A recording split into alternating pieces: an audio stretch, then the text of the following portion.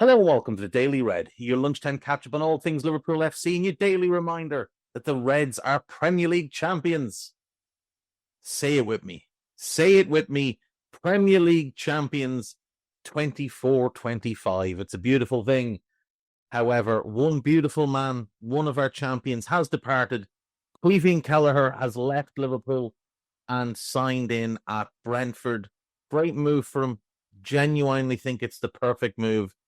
Outstanding manager, some really good players, really good club, really good culture.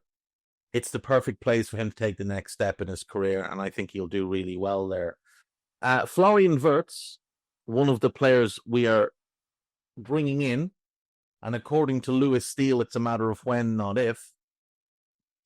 He's come out on his Instagram, and he's just rubbished the claims that he was wanting the number 10 shirt, which Plettigol was making. I still think Vert 7 is perfect because I just think he fits the bill for a Liverpool number 7. But 11 could also work for him really well. Either way, he's going to be unbelievably good for us. He really is going to be unbelievably good for us. There's growing momentum, it looks like, as well, towards the Milos Kerkez deal. Looks like the fee will be around 42 million. It's an overpay, but given his age, you'd be fine with it. When you see what Nuno Mendes has done at PSG in the last couple of years and how he's developed into a two-way fullback, because when he went there, he was primarily just an attack-minded player.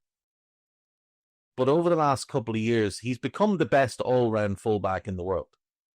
He is an elite-level defender who maximizes his pace, his strength, and his reading of the game.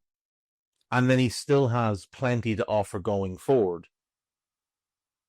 Kerkez is a similar size. He might even be a little bit broader than him. Similar type of pace. Maybe not quite as explosive, but he's not in any way lacking in that regard. Nuno Mendes is probably the blueprint for what we want Milos Kerkez to be. Now, it's obvious that they have Hakimi on the right and Mendes on the left, so both fullbacks are great in both directions. We don't have that at right back. Frimpong's come in and he's obviously dynamite going forward, but defensively he is lacking. He's also quite small.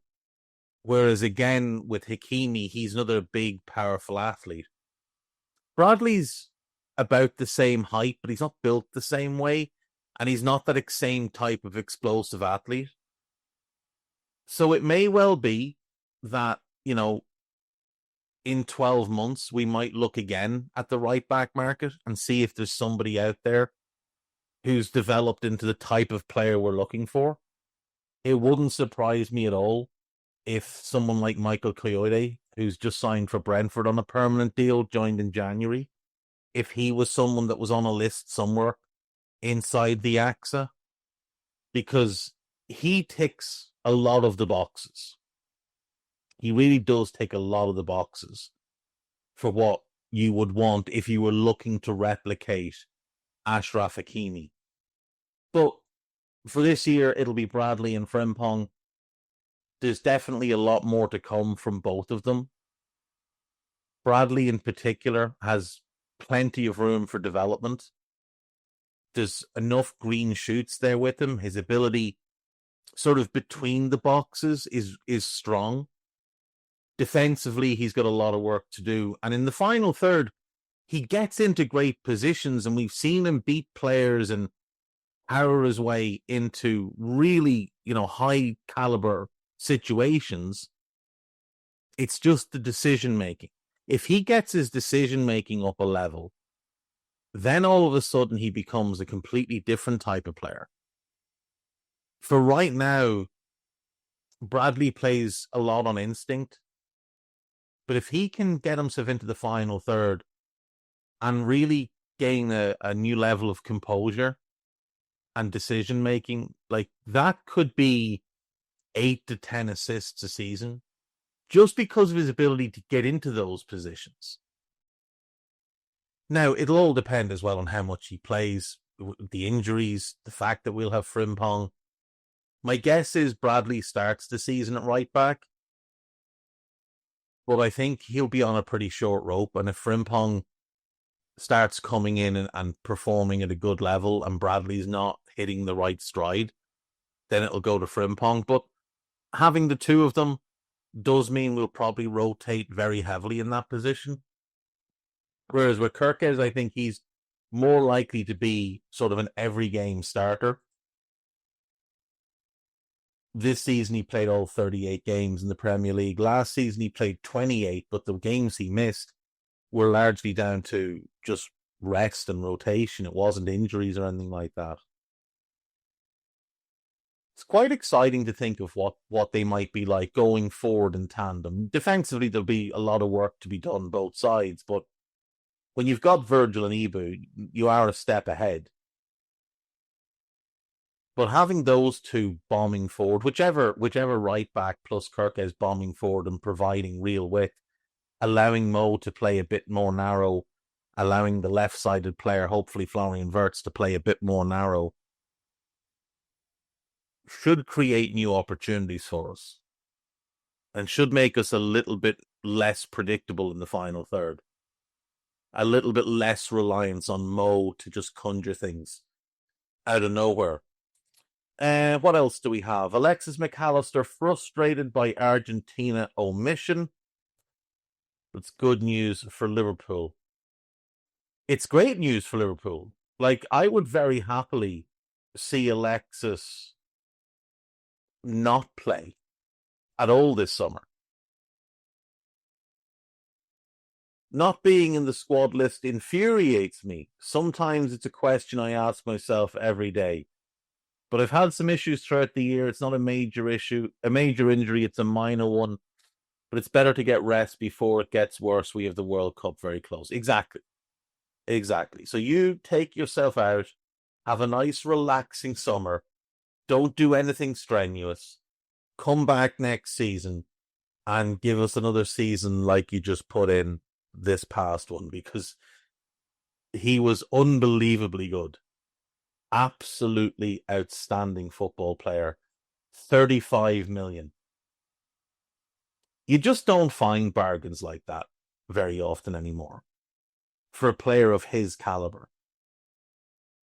He's just so far ahead of the other midfielders that play his position in the Premier League. It's not even funny. You know, you've got lads that are bigger and faster, but they don't have an ounce of his technical ability. They don't have his footballing IQ. They don't come up with the goals that he comes up with, the assists he comes up with. He's just brilliant. He is absolutely brilliant. There's not a whole lot else going on, really. It is just a waiting game on the Kerkez deal and on the Wirtz deal. Then there is Paul Joyce dropping an article today saying that Liverpool are not looking to sell Luis Diaz. However, the key line in this piece that Joyce has put out is that Liverpool have no intentions of starting contract talks with Luis Diaz. So that means they are looking to sell. Liverpool are not going to let him run into the last 2 years of his contract if they can avoid it. What that Joyce piece is we're not, we're open to selling, but we're not going to sell him cheap. You're going to have to pay the money. It's a very clear message to the Saudis that if you want him, you're going to pay for him. And that's how it should be. I think Luis Diaz will be playing his football in Saudi Arabia next season. It's Jack here, and that was a clip from one of Anfield Index's audio podcasts. If you have enjoyed the video, make sure you do like, share and subscribe to keep up to date on all things LFC. We record around 100 audio podcasts every month, with our shows featuring match-going fans, top journalists, professional analysts and even Liverpool legends along the way. With the great Dane himself, Jan Molby, joining us every single week. If you want to listen to all our podcasts for free, head over to anfieldindex.com/podcasts. Our audio shows are available wherever you get your podcasts. Just search Anfield Index. Or if you prefer to listen to all our podcasts in full and without any ads, why not head over to AI Pro today to check it out now at AnfieldIndexPro.com. If you want to get involved in the great growing community of Liverpool fans, check out the Anfield Index Discord. The link is in the description. Do get involved with that from Reds around every corner of the globe. For now, Reds, hope you enjoyed this video.